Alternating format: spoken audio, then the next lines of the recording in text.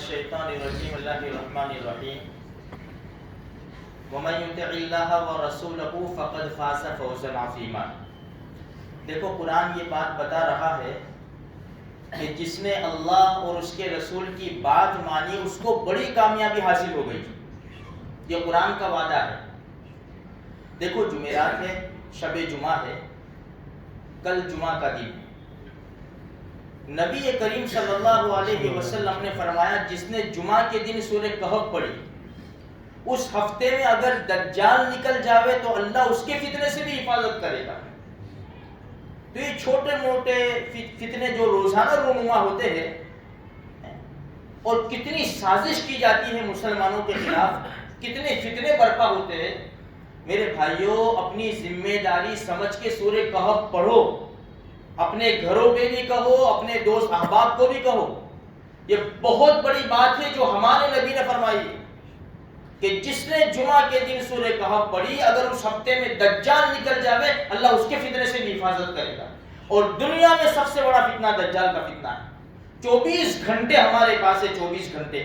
ابھی مغرب سے لے کر جمعرات کی مغرب سے لے کر جمعہ کی مغرب تک 24 گھنٹے میں ہم 15-20 منٹ آدھا گھنٹہ یہ دے کر اپنے آپ کو محفوظ کر لیں، ہم حفاظت میں آ جائیں گے انشاءاللہ۔ فتنے ہمارے قریب بھی نہیں آئیں گے، لیکن ذمہ داری سمجھو۔ میں نے کہا آپ نے سن لیا اور اس کے اوپر عمل نہ کیا، میرے بھائیوں کوئی فائدہ نہیں ہے۔ نبی کی ایسی باتیں ہیں کہ جس کے اوپر عمل نہ کریں ہم، یہ تو بڑا مشکل مسئلہ ہے کہ نبی نے اتنی بہترین باتیں بتائی ہے کہ ہمیں فتنوں سے، مصیبتوں سے، پریشانیوں سے ہمیں نکالا ہے۔ بھئی یہ کر لو، چھوٹا سا یہ کر لو، اللہ تمہاری حفاظت کر دے گا۔ تو اپنی ذمہ داری سمجھ کر میرے بھائیوں اگر دکانوں پر ہے تو فون میں ڈاؤن لوڈ کر لیں سورہ کہف، ابھی 2 رکوع پڑھے، کبھی 2 رکوع پڑھے، 24 گھنٹے میں ایسا ختم کرو تو بھی چل جائے گا۔ اچھا دوسرے نمبر کے اوپر ہے سورہ دخان، 25ویں پارے میں صرف 3 رکوع ہے۔ نبی کریم صلی اللہ علیہ وسلم نے فرمایا جس نے سورہ دخان پڑھی اللہ اس کے لیے جنت میں محل بنائے گا۔ ہر جمعہ کو ایک محل ہم بنا سکتے ہیں۔ اور تیسری بات درود شریف، اس کا تو کوئی سوال ہی نہیں ہوتا کہ درود شریف پڑھے بغیر تو ہمیں چھٹکا ہی نہیں ہے، اس لیے ہمیں چلتے پھرتے اٹھتے بیٹھتے درود شریف پڑھنا چاہیے، اللہ کی رحمتیں اترتی ہیں میرے بھائیوں۔ ہم درود شریف خوب پڑھیں۔ دیکھو ہم اپنے نبی کی باتیں مانیں گے اور یہ کچھ کریں گے، اللہ تبارک و تعالی ہماری شیطان سے حفاظت کرے گا۔ ایک بات یاد رکھو کہ دیکھو اللہ پاک نے ہر انسان کے ساتھ، مسلم شریف کی روایت ہے، ہر انسان کے ساتھ اللہ پاک نے فرشتہ بھی رکھا ہے اور شیطان بھی رکھا ہے۔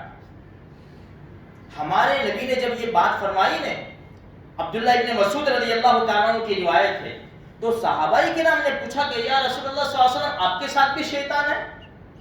تو اللہ کے رسول نے فرمایا کہ ہاں، لیکن میرا شیطان میرے اوپر ایمان لا چکا ہے۔ شیطان ایمان لا چکا ہمارے نبی کے اوپر، اور ہم نبی کے امتی ہو کر اپنے نبی کی بات نہ مانیں۔ ہمارے نبی بڑے پاک باز۔ دیکھو ایک بات اور سنا دوں میں، جب ہمارے نبی کی عمر 3 سے 4 سال کی تھی، دائی حلیمہ کے پاس تھے، بچوں کے ساتھ ہمارے نبی شریک تھے، کھیل رہے تھے، جبریل تشریف لائے۔ جبرائیل علیہ السلام نے ہمارے پیارے نبی کو پکڑا اور سلا دیا، سلا کر سینہ چاک کیا، اندر سے دل نکالا، دل میں سے ایک لوٹھڑا نکالا چھوٹا سا، اس کو الگ کیا اور کیا کہا یہ شیطان کا حصہ تھا جو تم سے الگ کر دیا گیا ہے۔ پھر وہ دل کو وہ ٹش لائے تھے جنت کا، زمزم کے پانی سے دھویا گیا اور پھر وہ دل کو اندر رکھا اور اس کو بند کر دیا۔ بچوں نے یہ ماجرا دیکھا تو بھاگتے ہوئے گئے دائی حلیمہ کے پاس اور جا کر کہا کہ محمد قتل کر دیے گئے۔ تو دوڑتی ہوئی حضرت حلیمہ تشریف لائی، ان کے شوہر بھی آئے۔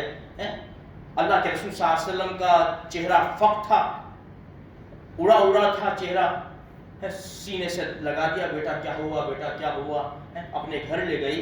اور پھر حضرت حلیمہ نے سوچا کہ اب خطرہ لگتا ہے، ان کو تو پتا نہیں تھا کہ بھئی یہ سب ماجرا ہوا ہے، ان کو تو ایسا کسی نے کچھ کر دیا ہوگا۔